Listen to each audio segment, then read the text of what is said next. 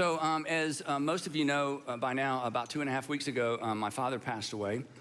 And on my Instagram post that week, that was my cry day. I mean, there's been other cries, but you know, if you've lost a parent or someone like that, there's like a day where you're just a mess. So on my cry day, I posted on Instagram about my last conversation with my dad. And of course, I didn't know it was my last conversation.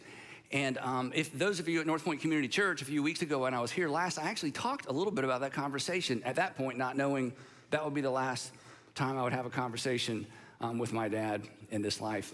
And the reason that I bring that up now is not to make you sad. It's because in my last conversation with him, I told him about this series. And my dad loved to talk about preaching. He loved to talk about theology. He loved to talk about the Bible. He loved to talk about the things that he'd heard I said that he was sure I didn't say, and could I please explain them? We had a lot of those conversations. People would whisper in his ear, Andy doesn't believe the Bible. Andy doesn't believe the Old Testament, you know, all these crazy things. So we would laugh about that because then I would remind him about all the crazy things people said about him through the years. And it was just wonderful. So he said, what are you preaching on next? So I told him about the series we're about to begin today. And I went through the whole series with him. And I said, what would you say about this? And what would you say about this? And what would be the best approach to that? And he was so excited. In fact, the next day, his CEO came to see him, Philip Bowen. And Philip told me this on Wednesday after my dad passed on Tuesday. He said, my last conversation with your dad, he told me, he said, and take this the right way, he said, Philip, I finally understand what Andy is doing. So my theory is that maybe God took him before somebody confused him again. I don't know. I'm just making that part up. Okay, don't take that too seriously. I finally understand what Andy's doing. Sometimes he just says things differently, but he's bringing people in and he's leading them to the truth. And basically, just acknowledge that he and I have been basically doing the same thing for both of our lives. As we were talking about this series, he sometimes on Sunday mornings for the last few years, he's been confined to his home. He would watch, and take this the right way, he would get up on Sunday mornings and watch himself on television, and then he would watch me. And so we were on two different channels. So he said, you know what? After I told him about the series we're about to do, he's like, I want to see that, but I don't want to wait till it's on television. I'm like, well, so he promised me he was going to watch this entire series because we had so much conversation about it that night. And now, I don't know how heaven works, but I guess he can stay for both services. So anyway, I want to say thank you for I got to get through this quick, for the extraordinary outpouring of love and concern and flowers and the notes. I mean, the notes. And for my whole life, people have walked up and said, Andy, I've been listening to your dad for 20 years, 30 years. 40 years, and then of course, I've gotten so much of that, and my response is always, I've been listening to him longer, except you probably did what he said to do.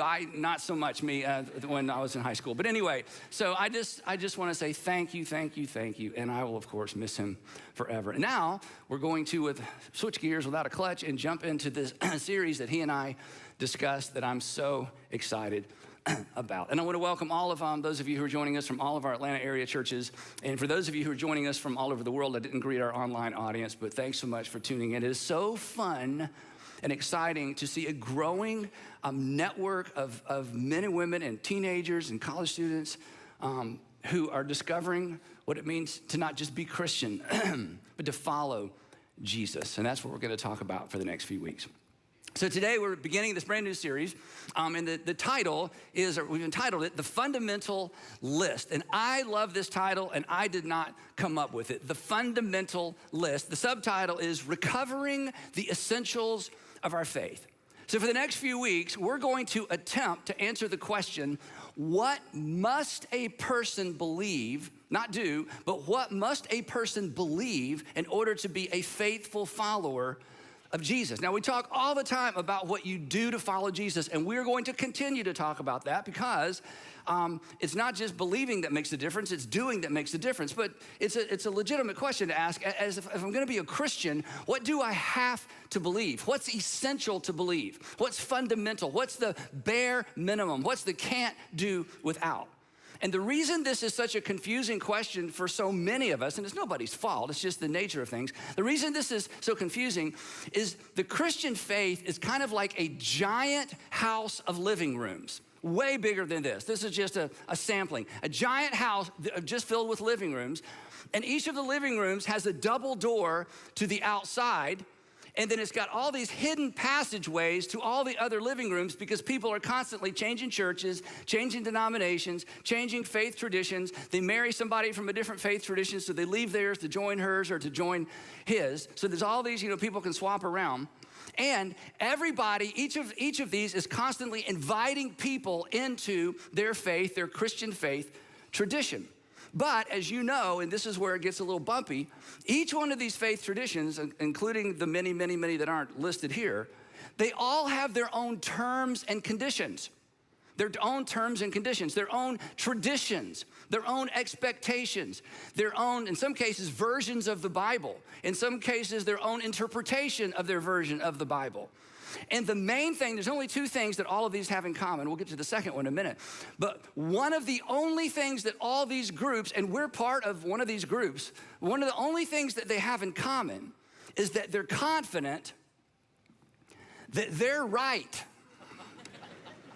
And that everybody else is not right, or not as right, or misinformed, or uninformed, or maybe misled. And the truth is, and I willingly acknowledge this, there's probably a sense in which every single Christian faith tradition, including ours, including my theology, we're all probably wrong about some things. But hopefully we're not wrong about the main things, the essential things. So here's the question. What is fundamental to the Christian faith? What is the must believe? What's indispensable? What's necessary? What's crucial? Gotta have it. What's central? Gotta keep it front and center. And what's required in terms of what you believe to be a faithful follower of Jesus? And as important, and especially with what's going on in our culture right now as it relates to faith systems, as important is this question. What's not? What's not essential? What's not fundamental? What's peripheral, right? What's cultural? This is just our culture, but over time, what we do culturally, we think is an essential. What's comfortable? This is just what we like. And after a while, we like it so much, we think, well, this is how everybody ought to do it. And if you're not doing it the way we do it, that's comfortable for us, you're probably not doing it right. What's fashionable? It's kind of modern. So, when you're I've been part of, what's called sometimes the modern church movement. I don't like that phrase, but I didn't make it up. The modern church movement, it's kind of fashionable. It's the music and it's the vibe and it's the casual thing, it's fashionable. What's traditional? And what's harmful? So there are peripheral things, and it's so easy to get these confused, and that's why this is so important. It's so important, well, let me illustrate it this way. The reason it's so important, you've heard this phrase, don't throw the baby out with the bathwater. You've heard this before, you've used this before.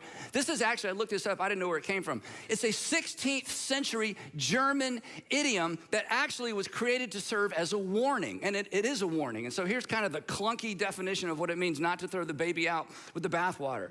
In your zeal to rid yourself of something unwanted or harmful, which you should have energy and zeal around removing, harmful things from your life, unwanted things, here's the warning part, don't accidentally or don't inadvertently rid yourself of something valuable and important. That in your zeal to rid yourself of something unwanted or harmful, don't accidentally or inadvertently rid yourself of something valuable and important. And the reason I wanted to do this series is I'm so burdened by the fact that so many people, to use this terminology, are throwing baby Jesus out with their church bathwater, okay? They don't like something about their church and they just walk away from the whole thing. And probably everybody listening or everybody in this room at some point along the way, that has been a temptation, or maybe, as we're gonna talk about in a few minutes, maybe that's your experience. And it's understandable, and here's why. Because in every generation, not just our generation, we think it's just us because this is when we live. In every generation, this is amazing, beginning with the beginning of the 2nd century, this has always been the case. In every generation, new and novel and sometimes toxic, sometimes cruel, sometimes divisive and harmful, even dangerous teaching and opinions get woven into certain streams of Christianity. And these new and novel and sometimes harmful ideas are often, in fact, many times, are elevated to the status of doctrine Or dogma, this is what you have to do. Or theology, this is what the Bible teaches. This is what Scripture teaches. This is just true of God. And so these new and novel ideas that come along, they get woven into not all streams of Christianity, but some streams of Christianity, and they become so central, people begin to think they are essential. People begin to think this is fundamental. This is actually what Christianity is all about. Non-essentials, considered essential. And if you're in one of these faith traditions that have some of these crazy things woven in, and when I say crazy, some of them are harmful, some of them are just interesting, some of them are just kind of weird, some of them are kind of odd, and they're not harmful, they're just different. But the idea is when you're in a faith tradition that has some of these things woven in, if you reject those things, then you're out. If you reject even what are really not essentials that are now considered essential by faith tradition, you're considered an unbeliever, or you're out, or you're not a Christian, and you kind of find yourself on the out. But oftentimes, and this is what we're gonna do for the next few weeks, oftentimes when you take these peripheral things, when you take these things that get woven in over time, when you take these things that really aren't essential and aren't fundamental, and you hold them up next to the teaching of Jesus. In other words, you follow Jesus through the Gospels and you're like, I just don't see him talking about this. I don't see him emphasizing this. In fact, I think he de-emphasizes what my church emphasizes or what my faith tradition emphasizes. When held up against Jesus in the Gospels, they're clearly oftentimes not fundamental to what he taught or what he modeled. They may not be harmful, but they're not necessarily essential. But sometimes, and this is where we are, I think, sometimes in this cultural moment. Sometimes they're un-Christ-like. Sometimes there are instances where they are anti-Christ-like. And the reason these catch on, and you know this because you're smart people, okay? And those of you who are watching, you're smart, you get this. The reason these new fads and these ideas the reason they catch on is because they always appeal to a group of people. They like it. We like it. We like being right, and we like the fact that somebody else is wrong. There are certain personality types. There are certain people you enjoy having an enemy. In fact, you almost require an enemy to be happy because it confirms your suspicions about how right you are. And I'm the same way. So consequently, the reason these new and novel ideas get intertwined in and get elevated to the point of being essential or fundamental, they catch on because they appeal to a group self-interest. They confirm or fuel an existing bias. Oftentimes they support a cultural movement. And as we've seen even recently in our country, sometimes they support a political movement. And what makes it so difficult is that always, 100% of the time, these new and novel ideas are supported by something in the Bible. And the leaders of these movements or the leaders of these traditions, and again, sometimes I think, we can't judge somebody's motive, and things change over time, but every single one of these new fads and traditional things and things in the past that we think are crazy and things that are in the future that people are if we heard about them now, we think there's no way the church will ever embrace that. 100% of the time, the leaders or the people that bring these ideas to the surface and make them dogma and doctrine, they support them with teaching or verses or their interpretation of verses from the Bible. They always seem to line up with the Bible,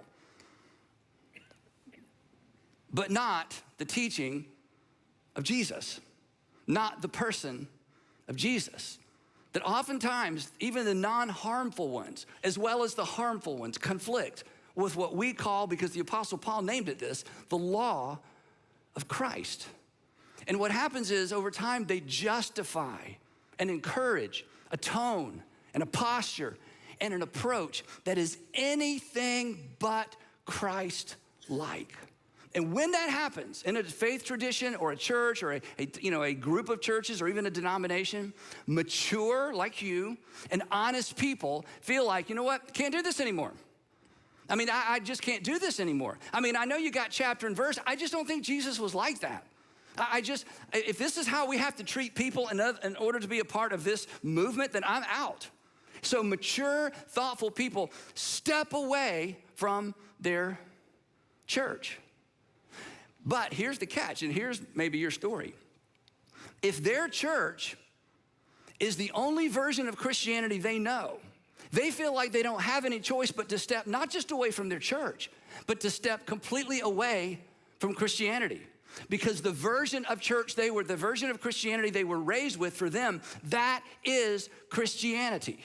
And so in their, or maybe in your zeal, to separate themselves, or maybe to separate yourself from something unhealthy and harmful. I cannot stay in a church that teaches that. I cannot stay in a church that treats people that way. I cannot stay in a faith tradition that sees the world that way.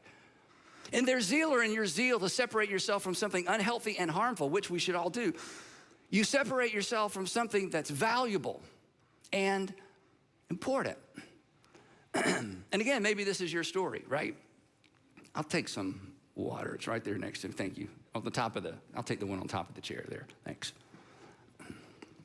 Thank you so much, Karen.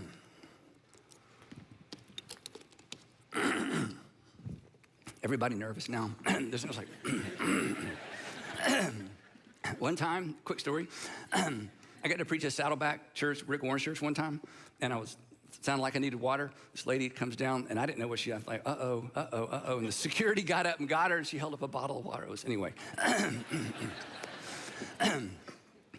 So maybe in your zeal or in their zeal to separate themselves from something unhealthy or harmful, they separate themselves from something valuable and important. Again, this may be your story. In fact, some of you, because I've heard this story so often through the years, you grow up with a father who won't have anything to do with church, and you're like, Dad, you know what? And he's just like, nope. No organized religion for me. And maybe he told you part of the story, but you know from listening to your dad, there was something happened back there that was so, so disconcerting, so bothersome, so harmful. He's just done with church. And you've tried to tell your dad, not all churches are alike. He's like, nope, I'm out. I'm just out. Or maybe your mom, was married to your stepdad, and he was abusive. And she went to her pastor, her priest, and her pastor or priest says, you got to go home. You have to submit to your husband. You got to stay in there. And it almost killed her. And she's done. She'll never have anything to do with organized religion. And neither will you because of how the church responded or treated somebody you love. Or maybe it's a brother or a sister, and the church says, oh, they're going to hell. And you're like, they're like the kindest person I've ever met. If that's what the church teaches, I am out. And you wonder, and you should wonder, Does Christianity have anything valuable and important to offer me? And if that's you, I understand, believe it or not, and I get it. I understand why you threw baby Jesus out with the bathwater, because your church or your church tradition made it impossible to distinguish between the two. But there's another group of people, and maybe this is you. There's another group who doesn't just abandon church and abandon a faith and abandon the whole thing. They just decide, you know what? I'm just gonna leave the church. I'm not leaving my faith, but I cannot be a part of that. I can't be a part of organized religion. And they begin the process, and this is certainly a current term people are talking a lot about. They begin, or maybe you began to deconstruct your faith, because you still believe in God. And you still believe in baby Jesus. You believe in Jesus. But you just had to, or maybe you're in the process of deciding, you know what? I just need to step away for a minute. I've got to step away from organized religion, kind of catch my breath. I've got to figure out what's really fundamental. I got to figure out what's really essential and what's not. And you're pretty confident what's not. You know what you feel like you need to leave behind, and you feel pretty confident you know what everyone needs to leave behind. And I just want to say something to you. If you're in that process, good for you. Mature of you. Honest of you. Because you've been honest enough to acknowledge that a faith or a faith system or a church system, a faith that can't be questioned, can't be trusted. And now you're trying to figure out what's worth hanging on to. So I'm gonna tell you what's worth hanging on to. Hang on to baby Jesus. That's what you gotta hang on to. In fact, I almost put up here, hang on to baby Jesus, baby, but that was kind of weird, okay? This is what we're gonna discover together for the next few weeks, because at the center of our faith isn't a building, at the center of our faith isn't a system, at the center of our faith isn't a systematic theology, at the center of our faith is a person. And some of you who are in the process of trying to figure it out because you've stepped away, you are wise enough and mature enough and smart enough to know that. But you're asking a very important question. That's why we're talking about it. So what do I have to believe? I know some things I just can't possibly believe because it just doesn't fit with the world I live in. But what must I believe? And one of the things that makes this so difficult, and one of the reasons I'm so glad our high school seniors are with us, and I'm so glad that you stayed with our student ministry through these years, is that traditionally, and I get the complexity of this, I mean, this is what I do for a living. Traditionally, the church hasn't created much space for faith to be questioned. In fact, some church traditions, if you ask the question, asking a question kind of mitigates against the church's authority. And if you ask a question that mitigates against the church's authority and you feel like you're kind of on the outs, well, then consequently, your faith it can grow within a cultural context or a church context, but your faith can't grow up. And unfortunately, church systems oftentimes don't provide space to determine what's essential versus what's traditional, versus what's comfortable, versus what's tribal, versus what's familial. I love this quote by Karen Armstrong. Karen Armstrong, as a young woman who was seeking to be a church leader, had a terrible church experience. And consequently, she just hit eject and just abandoned any kind of structured, organized religion. She became a famous author. I've read probably half a dozen of her books. And in one of her books, I stumbled across this quote, and I think it's so instructive. Here's what she said. She said, we learned about God about the same time we were told about Santa Claus. When we were children, right? But while our understanding of the Santa Claus phenomenon evolved and matured, our theology remained somewhat infantile. In other words, in every other area of life, we're allowed to grow, mature, and evolve and expand. But sometimes when it comes to theology, sometimes when it comes to religion, sometimes when it comes to church, it's like, here's the box, stay ye in it. And if ye get out of thy box, you are in trouble with God because we have the God box. And over here's another faith tradition going, we got the God box. And somebody over here is going, oh, no. We got a God box and it's really small, okay? And it's only for a certain, we got a big giant God box. You can do pretty much anything over in our God box. Everybody is just, but where do we allow faith to grow up, to mature? Here's my observation. Faith that's not allowed to grow up because you're in a faith system or tradition that has all the answers and consequently has allowed essentials to become non-essentials, to become essentials, non-fundamentals to become fundamental. Faith is not allowed to grow up, will be deconstructed. Intentionally, a process that maybe you find yourself in, or maybe your son or daughter finds themselves in, or one of your grandchildren, or eventually. Either we deconstruct our childhood faith or life deconstructs it for us. Because faith that doesn't grow up can't stand up to the rigors of life and adulthood and living in a broken world. That life is just too hard on simplistic, simple, they told me what to believe and I believe it kind of unquestioned faith. Faith that goes unexamined or unquestioned, it gets cul-de-saced.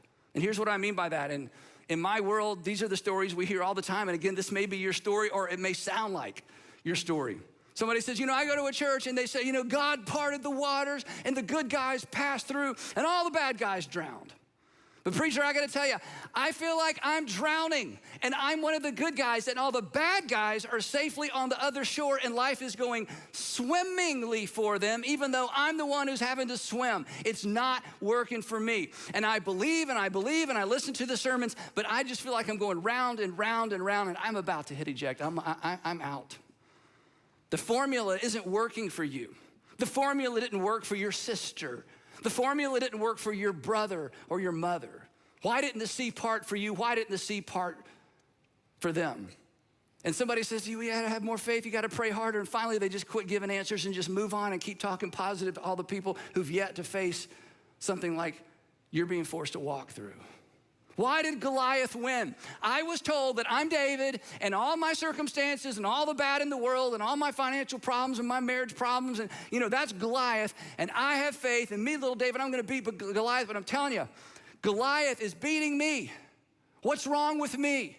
What's wrong with what I believe? What has happened? Is there anything true about any of this? and you're cul-de-saced because somewhere along the way, somebody didn't let your faith grow up.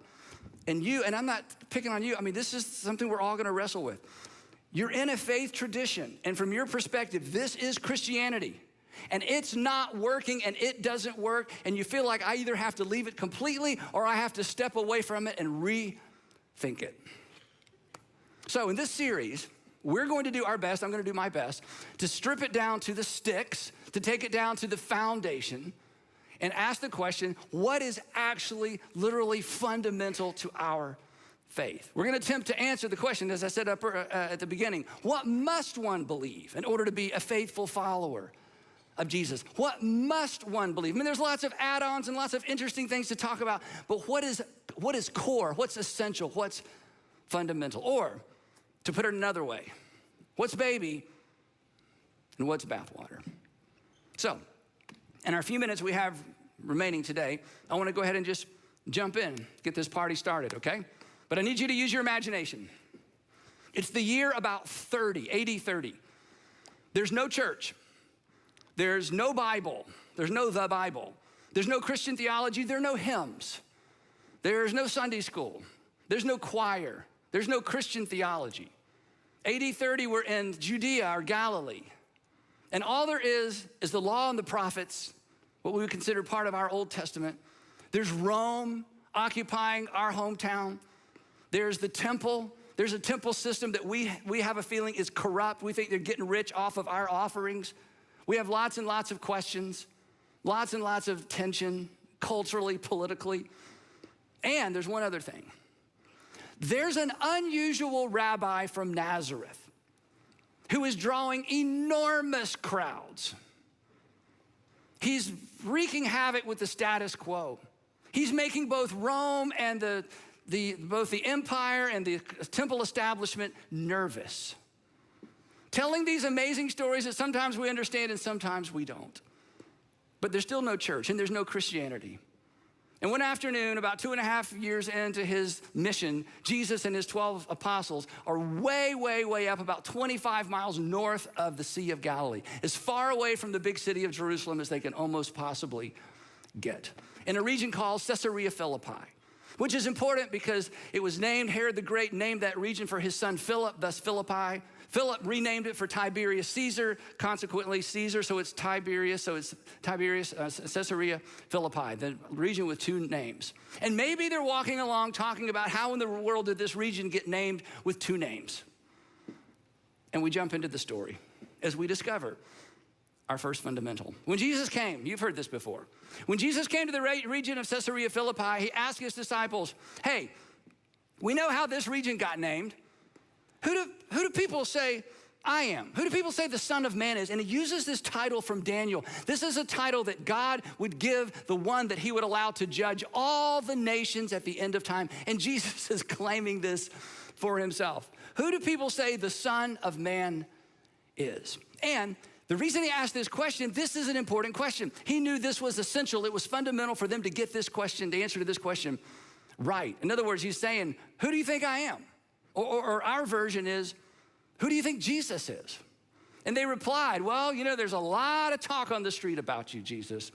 They replied, some say John the Baptist, who had been recently executed. He died recently. Others say Elijah, he died a long time ago. Others say Jeremiah or one of the prophets, and all the prophets have been dead a long time. So they're saying, some people think you're like a reincarnated prophet because you speak like a prophet. Others think that you've just come in the power or the spirit of an Old Testament, or what they would say one of our prophets. And Jesus smiles, they're walking along. He says, okay, you tell me what everybody else thinks.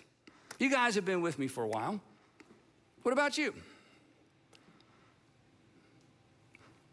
This is the question.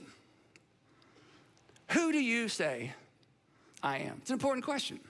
This is important in terms of what we believe in order to move forward in being a faithful follower of Jesus. And if you'll remember, Simon Peter, you know, he always spoke first. Simon Peter answered, you are the Messiah. You wanna know what I think? I don't know about these guys. I think you're the Messiah. I think you are in some ways the unique Son of the living God. And Jesus replied, don't get carried away, Peter. Seriously, Who do you guys think I am? Okay, that's not actually in the Bible. Oh, that was a Bible quiz. You all failed. Okay, anyway, that's not what he said. So he's asking, now this is, back to his question, okay? Peter's answer, I don't want to go, and again, some of us are so familiar with this, I don't want to rush by this. Peter's answer is a lot. Here's the weight of his answer. Peter is saying, we believe you are God's final king. That's what Messiah means. Messiah is anointed one. The priest or a prophet would anoint a man to make him the king. They're saying, we believe, not a priest and not a prophet, we believe God our Father has anointed you to be his final king, not just of Palestine, not just Judea and Samaria, and not just of Galilee. We believe that this is amazing, that you are the king of the world, that you are in fact the Son of Man, that in some strange way, you are going to judge the nations at the end of time. And because of that, of course, you're his king because you're his son. It's a dynasty, and God the Father has made his son the king of everything. And here you are in a body, standing out in the sun, in sandals, walking everywhere you go. Now here's the question I want to ask you. Don't rush ahead. Don't add on to everything else you know that you've learned in church. Let's just pause in this moment. What if Peter is right? What if that's true? What if Jesus is God's final king? Shouldn't everyone in that region just stop and stare? No wonder that thousands of people crowded everywhere he went. Shouldn't everybody tremble in fear? Shouldn't everybody just bow and worship? Shouldn't everybody just submit unconditionally and say, Jesus, the answer is yes? I don't even know what the question is, but yes. Shouldn't everybody follow? Are you kidding me? God has come to dwell with us, and he showed up in human form so we could understand God, which means, listen to this, that every time Jesus spoke, it was the literal words of God. This is why every morning I wake up and I get my Bible out and I read something either Jesus said or something his first century followers who knew him said about him every single morning. What could possibly be more important than knowing what God said when he sent his son into this world? And Peter's like, you are God in a body, and when you speak, it's like God is speaking. You are our king. If this is true, I love what Crawford Loritz says. If this is true, then Jesus cannot be a reference point. Oh, I believe in Jesus. Jesus has to become everything. Lord, King, God in a body, and acknowledging who Jesus is, what Jesus is, or what Jesus is to you or me or us is fundamental. And here's the cool thing. Jesus doesn't blink. Jesus is like, okay, you exaggerate a little bit. Hey, no. He leans in, he replied, blessed are you, Simon, son of Jonah. For what you just said about me, this was not revealed to you by flesh and blood. In other words, you're smart. You're not that smart. You're insightful, but you don't have that much insight. This was not revealed to you by anyone else, and you didn't come up with it on your own. It was, get this, that answer came to you from my Father in heaven. Peter, you are exactly right. I am God's final king. When I speak, it's like God speaking. When I reprimand, it's like God reprimanding. When I encourage, it's like God encouraging. When I step into someone's circumstances and get involved, it's like God stepping into their circumstances and getting involved. When I pause on my way somewhere to take care of somebody in need, it's like God pausing to take care of somebody in need. When I call out hypocrisy in a religious system, it's like God calling out hypocrisy in a religious. Let me just ask you this, okay? Whether you're a Christian or not, a believer or not, whatever your faith tradition is, just think for a moment.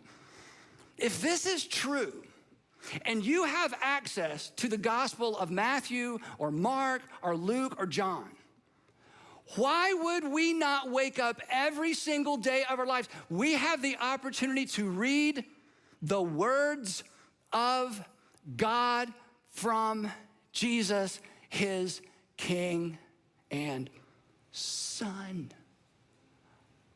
Wow. Now, fun fact, little church history for you. This declaration that Peter made, you're the Messiah, the Son of the living God, this is amazing. This is the only thing that the church has consistently agreed upon since the first century. That's it. Not baptism, not who gets baptized, not when, how we do communion, who gets to be a member. I mean, all kind of traditions, all kind of rules and restrictions, all kinds of, fine print with churches and traditions. The only thing from the beginning that every Christian church tradition has agreed on is that, which means this is fundamental to our faith.